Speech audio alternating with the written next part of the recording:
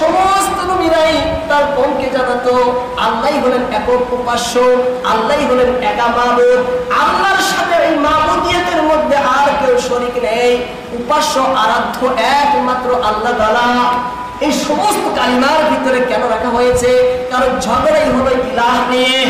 আমরা এই জন্য লা ইলাহা ইল্লাল্লাহ বলে এই আকীদা প্রকাশ করি, আল্লাহ তাআলা ছাড়া সত্যিকারের আর কোনো উপাস্য মাবুদ আরাধ্য নেই। আমরা লা ইলাহা ইল্লাল্লাহ বলে এই আকীদা প্রকাশ করি, আল্লাহ তাআলা ছাড়া সত্যিকারের মাসজুদ বা সিজদার উপযুক্ত আর কেউ নেই। আমরা লা ইলাহা ইল্লাল্লাহ বলে এই আকীদা প্রকাশ করি যে আল্লাহ তাআলা ছাড়া হাজত রওয়া বা প্রয়োজন পূরণকারী আর কেউ নেই।